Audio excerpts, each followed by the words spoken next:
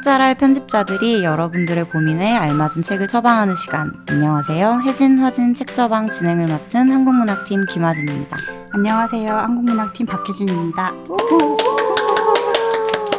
선배 팀장 되신 지 얼마나 되셨죠? 저 3월 달부터였으니까 이제 8개월 정도 됐네요. 맞아요. 선배 팀장 되신 소감을 그때 제가 인터뷰했잖아요. 맞아요. 그때는 짜증난다고 하셨는데 8개월 후에 팀장의 기분은 어떠신지. 팀장에게 팀장.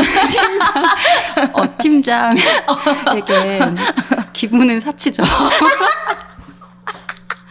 기분이 다 뭐야. 맞아요. 선배 정말 객관적으로 자신을 알고 계시네요. 그렇죠. 가끔 이렇게 파티션 너머로 선배를 볼 때마다 영혼이 한 3cm 앞에 있는 것 같아요. 여기에 넋이라고는 있고 없고. 맞아. 영혼이나 넋 이런 거는 다 앞으로 없다. 빼두고. 그치? 나는 지금 출판 기계다. 화가 나지 않는다. 네, 여보세요? 왜 이래 그따위로 하셨죠? 오늘 사연도 좀 팀장에 대한 이야기였어요. 생가광 띵킹님의 사연을 골라서 가지고 와봤습니다. 올해 이직을 하면서 팀장이 된 7년차 직장인입니다. 이전 회사에서는 오래 계셨던 분들이 많은 곳이어서 5, 6년차에 과장, 차장도 안 된 사람들이 많았고 제가 대리로 있었기에 다들 저한테 조언을 해주시는 분위기였습니다. 문제는 이제 이직을 한 직장에서 팀장직을 얼결에 맡게 되어버렸고 저희 팀에 계신 분들 모두 저와 나이 차이도 크게 나지 않는다는 점입니다. 이제 이직을 한 저보다 기존에 있는 팀원들이 더 잘 아는 내용이 많을 테니 많이 배우겠다는 자세를 가지겠다고 하자 제 얘기를 듣고 동종업계에 있는 친구들은 기에 밀리지 않아야 하니 물어보는 것도 팀원이 아닌 팀장처럼 대하며 물어야 한다는데 저는 팀장처럼 물어보는 거랑 팀원이나 대리처럼 물어보는 거랑 뭐가 다른지 그 뉘앙스를 잘 모르겠어서 어물쩍 넘겼습니다. 대리의 자세와 팀장의 자세가 다를 수 있나요? 도움을 줄 수 있는 책은요? 박혜진 팀장님이 추천해 주셨던 팀장의 말투는 제외한 다른 책 뭐든 감사하겠습니다. 네, 이렇게 정확하게 아주 구체적으로 그건 빼셔라. 네. 그 책은 됐다. 읽어봤다. 읽으셨나 봐요. 팀장의 말투는 이미. 그리고 아셨나? 잘 안 된다는 것을. 말투의 문제가 그치. 말투 잘 모르겠고 그쵸, 뭔가 더 포장 같은 본질적인. 거잖아요. 그렇죠. 그리고 이제 사연이 또 이직을 했고 이직을 한 곳에 여러 상황들이 있고 제가 지금 대리인데 저 같은 사람이 팀장이 되는 거라고 그렇죠. 생각해보시면 아찔하신가요? 아찔하죠. 근데 그냥 화진 씨가 팀장이라면 아찔하죠. 그쵸. 제가 뭐라도 되면 좀 아찔해요. 저도요. 팀장이 되면 어떨 것 같아요? 그 지금 대리인 상황에서. 저 아주 세영 씨한테 뭐 물어보는 거 아시잖아요. 세영 씨 이거 어떻게 하는 거예요? 울면서 물어보는데 그런 근데 팀장이라니. 이런 고민이겠네요. 그쵸. 그럴 수 있죠. 그리고 요즘은 시스템이며 뭐 상황이 되게 많이 바뀌잖아요. 빨리빨리. 그러니까 팀장인데 물어야 되는 상황이라는 게 꼭 이직해서만 벌어지는 건 아닌 것 같고 맞아요. 이직을 하지 않아도 그런 상황은 많이 있는 것 같아요. 근데 이분의 지금 고민들을 보면 일단 팀장으로서의 위치에 맞는 말투를 가져야 할 것 같다라는 그런 부담감이 좀 있는 것 같고 그리고 이직을 해서 좀 낯선데 팀장이니까 팀원들에게 여러 기대들 나에 대한 존재감 이런 것들을 좀 더 확인받고 싶은 그런 부담감들이 좀 같이 작용하는 게 아닐까라는 생각이 드네요. 맞아요. 근데 뭐 어떻게 해도 내가 팀장인걸요. 내가 팀장이라는 사실은 바뀌지 변하지 않는다. 않아요. 거의 전제 군주 같은. 또 내가 성격이 조금 팀장인데도 이렇게 현랭하게 이렇게 랑 이런 메롱 이런 거 해도 이 팀의 팀장은 나다.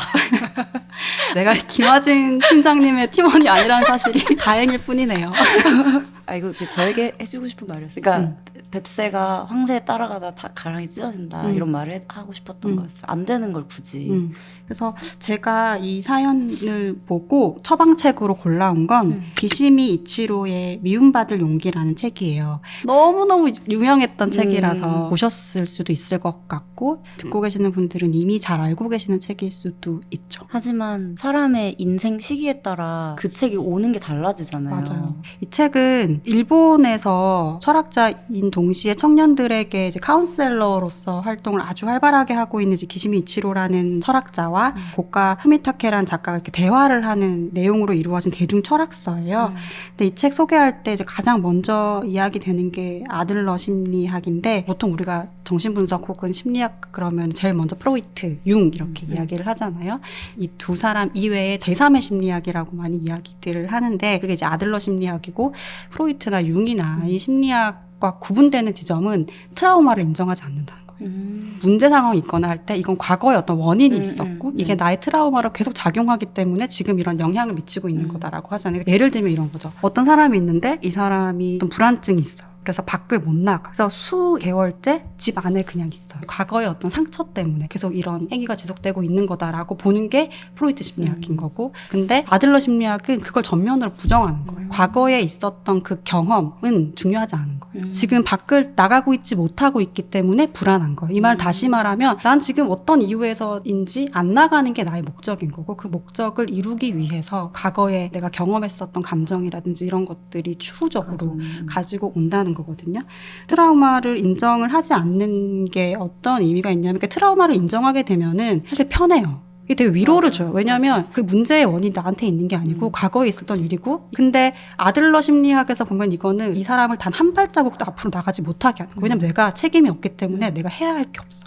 근데 이 아들러 심리학을 생가공 띵킹님의 사연에 적용을 해보면, 지금 이분은 이직을 했고 그리고 나랑 되게 나이 또래도 비슷한 것 같은데 내가 팀장이야. 그래서 말투를 어떻게 해야 될지 모르겠어 라고 하지만 아들러는 이렇게 얘기할 거예요.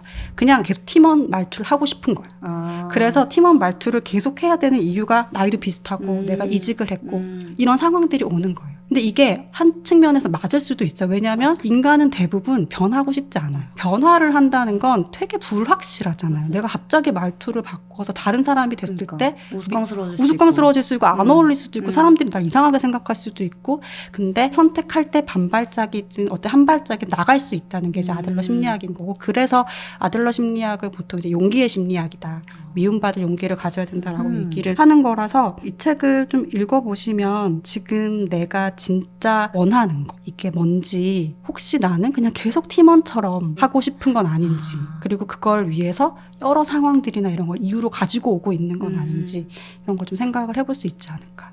근데 아들러 마음에 드네요.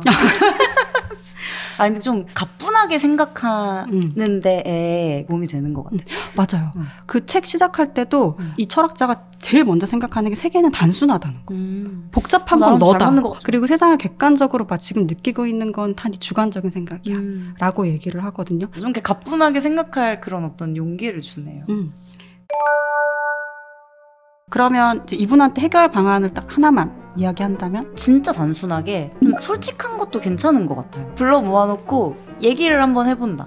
내가 팀장이 처음이어서 그러는데 별론 것 같으면 얘기를 해주면 받아들일 수도 있고 안 받아들일 수도 있습니다. 이렇게 얘기를 해보고 그냥 팀장 인턴 기간처럼 그치. 수습 기간처럼 이렇게 저렇게 해보는 거죠. 그러니까 나이대가 비슷해서 애매하기도 하겠지만 이렇게 한번 그냥 친구처럼 물어볼 수, 나 사실 이거 모르는데 내가 팀장이니까 이렇게 해도 되냐. 그러다 보면 조금 자연스러워질 수도 있고, 싫은데요? 그러면 아니 내가 팀장이니까 내 맘대로 할 건데 하고 그때 상황에 따라서 좀 유연하게 좀 가뿐하게 생각을 해보시는 것은 어떤지를 추천드립니다. 네, 저도 업계 동료인 친구들의 말을 듣지 말고 왜냐하면 너무 많은 조직이 있고 상황은 다 다르기 때문에 그냥 그 상황에서 본인이 자연스럽게 팀장의 역할로 변화하는 거에 대해서 좀 적극적으로 생각을 해보시면 좋지 않을까. 사실 팀원의 말투랑 팀장의 말투는 다르죠. 하는 일이 다르기 때문에 달라져야 된다고 생각해요. 그래서 어떤 게 좀 달라지면 좋을지를 열어놓고 찾아간다라고 생각을 하면 좋지 않을까라는 생각이 듭니다. 그러면 오늘 그 직장생활 고민에 대한 책 처방은 미움받을 용기와 함께 마무리하도록 하겠습니다. 비슷한 고민을 겪는 모든 선생님들 응원하겠습니다. 사연을 보내주신 모든 분들 감사드리고요. 저희 책 처방 사연함은 항상 열려 있으니까요. 영상 하단에 더보기란 링크로 많은 사연 보내주시기 바랍니다. 오늘의 책 처방 도움이 되셨길 바라며 저희는 다음 주에 더 알찬 고민 상담을 가지고 돌아오도록 하겠습니다. 혜진, 화진의 책 처방 2화. 저희는 진행을 맡은 화진, 혜진이었습니다. 안녕.